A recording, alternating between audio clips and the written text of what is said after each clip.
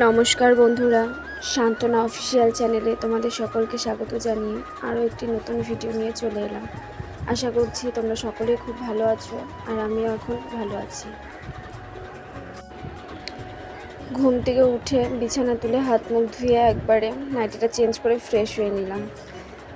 তো দেখো, তোমাদের সঙ্গে শেয়ার করছি, আমার কিন্তু বাসি কাজ হয়ে গেছে। ঘরের বিছানা তোলা হয়ে গেছে, আর জামা কাপড় যেগুলো ছিল সেগুলোও সব গোছানো হয়ে গেছে। এখন আমি ফ্রিজ থেকে দুধ বের করে নিচ্ছি, চা খাবো। সকালবেলা আমার চা না খেলে না একদম ভালো লাগে না। আর চায়ের সঙ্গে নিয়েছি মুড়ি, বিস্কিট আর নিমকি। এই দিয়ে এখন আমি সকালে চাটা খাবো। তো চলো তোমরা দেখতে থাকো।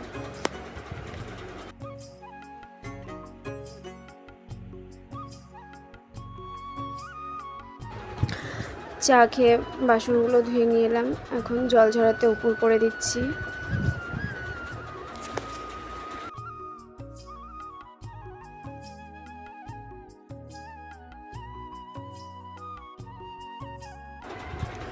দেখতে পাচ্ছ, এই সকালবেলায় প্রচণ্ড রোদ উঠেছে, আর কিছুদিন থেকে খুব গরম আমাদের এখানে, ভীষণ রোদ।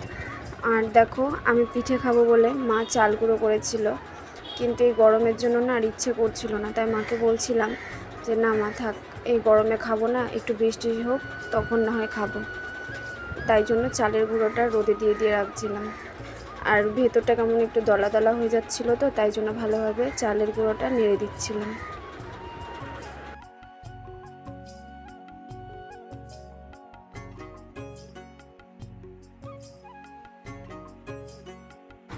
জানো তো বন্ধুরা, আজ প্রায় 1 মাস হয়ে গেল আমি বাপের বাড়িতে। কারণ এখানে মা আছে, দিদা আছে, এরা সবাই আমার দেখাশোনা করছে। আর আমার শরীরটা ভীষণই খারাপ ছিল মাঝখানে, যার জন্য আমি বাড়িতে কোনো কাজকর্ম করতে পারছিলাম না। এমনকি রান্নাটা যে করব সেটাও আমার করতে একদম ভালো লাগছিল না। তাই জন্য মা আমাকে নিয়ে এসছে, বললো যে ঠিক আছে, যে এই কদিন এখন তুই আমার এখানেই থাক। তাই জন্য আমিও চলে এসেছি, আর আমার সঙ্গে আমার বড়ও চলে এসছে। কারণ আমি যদি না থাকি, আমার বর কোনো কাজকর্ম বা রান্নাবান্না কিছুই করতে পারে না, তাহলে ও খাবে কোথায়, কি করবে বলো। আর আমি থাকি ভাড়া বাড়িতে, আমাদের দুজনের একটা ছোট্ট সংসার, তো সেখানে সব দিক আমাকেই দেখে শুনে রাখতে হতো। কিন্তু এখন আমি যেহেতু এই অবস্থা, তো ও কি করবে একা একা বলো। তাই জন্য ও আমার সঙ্গে এখানে এসে আছে।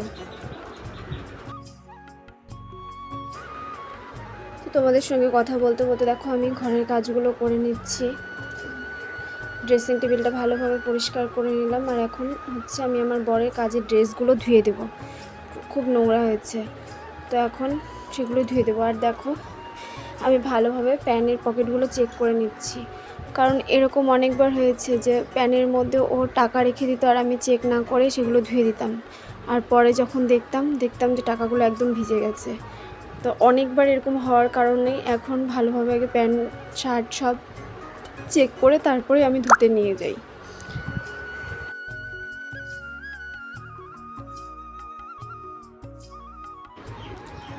আর এদিকে বোতল খালি হয়ে গেছিলো, তো বোতলের জলটা ভরে এখন আমি ফ্রিজে রেখে দেবো। যা গরম পড়েছে, এই গরমের এমনি জল খাওয়াই যায় না, তো একটু ফ্রিজে রাখি, কিছুক্ষণ হালকা ঠান্ডা হয়, তারপর আমি খাই। আমি কিন্তু প্রচণ্ড বেশি ঠান্ডা জল আমি খাই না। আর যদিও কখনও জলটা বেশি ঠান্ডা হয়ে যায়, তখন আমি এমনি নর্মাল জল মিশিয়ে তারপরেই খাই। তো জলটা রেখে আমি এখন কলপারে চলে যাচ্ছি। আমার কিছু ছাড়া জামাকাপড় ছিল, আর ওরও কিছু জামাকাপড় ছিল, তো সেগুলো এখন ধুয়ে দেবো। দেখো, বালতিতে জল নিয়ে সার্ফ নিয়ে নিয়েছি, এখন জামাকাপড়গুলো ভিজিয়ে দিচ্ছি।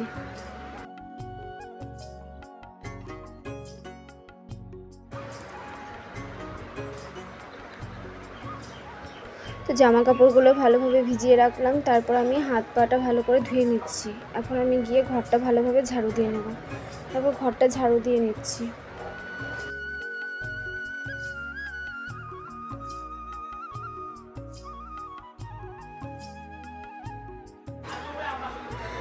ঘরটা ঝাড়ু দিয়ে এখন আমি বসে পড়লাম নখগুলো পরিষ্কার করতে। নেল পলিশগুলো একটু একটু উঠে গেছিলো, তো ভাবছি যে স্নান করার আগে নেল পলিশটা ভালোভাবে তুলে নিই, তো সেটাই করছিলাম। দেখো আমার কিন্তু নেল পলিশ তোলা হয়ে গেছে, আর হাতের চারপাশ দিয়ে দেখো কেমন আঙুলগুলো লাল লাল হয়ে গেছে, ওটা নেল পলিশের জন্য। তো এখন আমি কলপারে আবার চলে গেলাম, এখন আমি জামা কাপড়গুলো ধুয়ে দেবো।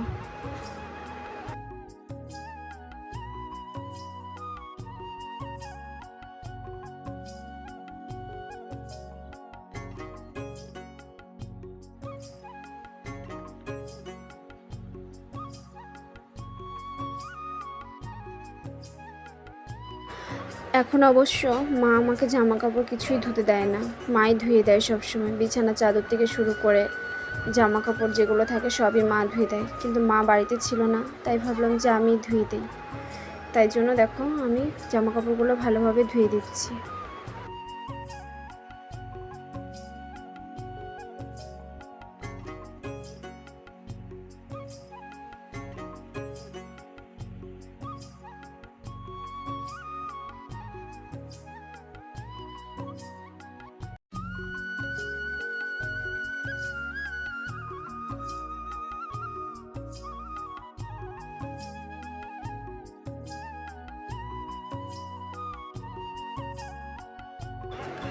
জামা কাপড়গুলো ধোয়া তো হয়ে গেছে। এখন সকালে যে কিছু জামা কাপড় মেলা ছিল যেগুলো শুকিয়ে গেছে, সেগুলো আগে আমি তুলে নিলাম। ওগুলো দিদা ধুয়ে দিয়েছিল, তো এখন আমি যেগুলো ধুয়ে দিলাম সেগুলো আমি ভালোভাবে মেলে দিই। তোমাদের সঙ্গে পরে দেখা হচ্ছে।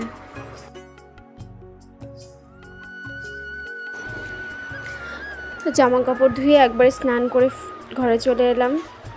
আর আজকে না শ্যাম্পু করেছি, অনেক দিন হয়ে গেল শ্যাম্পু করা হয় না, চুলগুলোর অবস্থা খুবই খারাপ। তো তার জন্য আজকে একটু শ্যাম্পু করে নিলাম। দেখো চুলগুলো ভালো করে চিরুনি করে নিচ্ছি।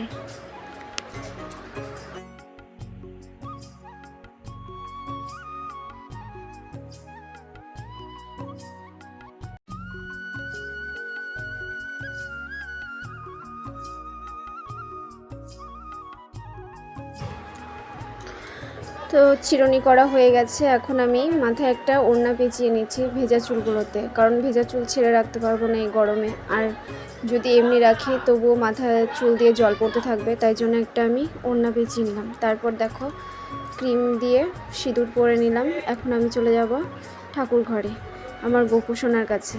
ওকে একটু গিয়ে আদর করি, তারপর তোমাদের সঙ্গে দেখা হচ্ছে।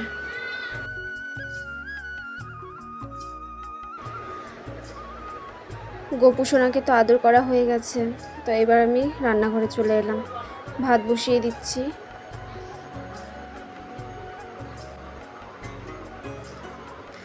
ভাত বসিয়ে ফ্রিজ থেকে করলাগুলো বের করে নিলাম। করলাগুলো ভাতে সেদ্ধ দিয়ে দেবো। আর তোমরা কে কে করলা খেতে ভালোবাসো? আমার তো ভীষণ ভালো লাগে, আর আমার বড় খুব ভালোবাসে, আমার দিদাও খুব ভালোবাসে। ভাতে তাই জন্য করলা সেদ্ধ দিয়ে দিচ্ছি।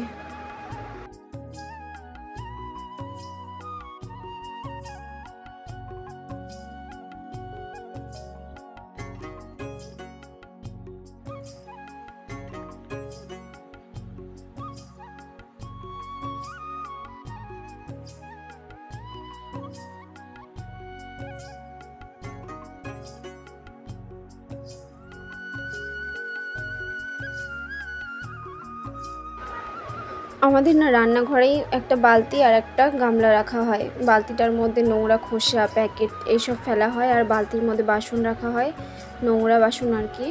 আর হচ্ছে হাত টাত ধোয়ার জন্য, জল ফেলার জন্য, কারণ আমাদের তো রান্নাঘরে আর বেসিন দেওয়া নেই। তো তারপরে দেখো আমি ফ্রিজে পনির ছিল সেটাও বের করে নিয়ে এলাম, কারণ দিদা আজকে বলছিল যে পনির খাবে, আর পনির ছিল অল্প কিছুটা, তো সেটাই এখন রান্না করব। কিন্তু আজকে পনিরটা করব আমি সর্ষে বাটা দিয়ে। এখন দেখো আমি সর্ষে নিয়ে নিচ্ছি, আমরা হচ্ছে সাদা সর্ষেটাই খাই, তো সেটাই এখন নিচ্ছি। সর্ষেটা এখন বেটে নেব।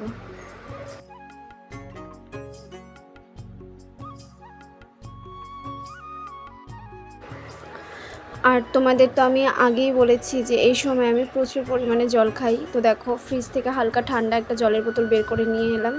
জল খেয়ে সর্ষেটাও বাটা হয়ে গেছে, আর সর্ষের মধ্যে আমি নুন, হলুদ, চিনি আর একটা কাঁচা লঙ্কা দিয়ে নিয়েছি, আর ওটাই আমি রান্না করব। আর আমি ওদিকে তরকারিটা বসিয়ে দিয়ে এদিকে মুড়ি খাচ্ছিলাম। তো এদিকে আমার রান্নাও হয়ে গেছে, তো দেখিয়ে দিই তোমাদের। এটা হচ্ছে কাঁচা পনির দিয়ে সর্ষে বাটা দিয়ে একটা মাখো মাখো তরকারি, আর তার উপরে হচ্ছে একটু সর্ষের তেল দিয়ে নিয়েছি কাঁচা। আর এটা হচ্ছে নিরামিষ তরকারি। আর হচ্ছে করলা সেদ্ধ তো ভাতে দেওয়াই হয়েছে, তো দুপুরে আজকে এই দিয়ে খাওয়া দাওয়া ছিল। তারপর দেখো খাওয়া দাওয়া করে আমি হাতে নীল পালিশ পরে নিলাম, সেটা একটু তোমাদের সঙ্গে শেয়ার করছিলাম। তারপর দুপুরে একটু ঘুমিয়েছিলাম, ঘুম থেকে উঠে সন্ধ্যাবেলা চা ঠা করে খেয়েছি। তারপর রাতে খাওয়া দাওয়াও হয়ে গেছে। তো এখন বসে বসে আমি চুলটা বেনিং করে নিচ্ছিলাম। জানো তো আমার চুলগুলো না দিন দিন খুব খারাপ হয়ে যাচ্ছে, চুলের একটুও যত্ন নিতে পারি না। তো যাই হোক, এখন হচ্ছে আমি দুপাশে বিনুনি করে নিচ্ছি, তারপর আমি শুয়ে পড়বো। তো তোমাদের সঙ্গে দেখা হবে পরে আরও অন্য কোনো একটা ভিডিওতে। তোমরা সবাই ভালো থেকো, সুস্থ থেকো। আর যদি আমার ভিডিও তোমাদের এতটুকুও ভালো লেগে থাকে, অবশ্যই চ্যানেলটি সাবস্ক্রাইব করে পাশে থেকো আর একটা লাইক করে দিও। তো চলো আজকের মতো টাটা, সবাইকে শুভরাত্রি, সবাই ভালো থেকো, সুস্থ থেকো।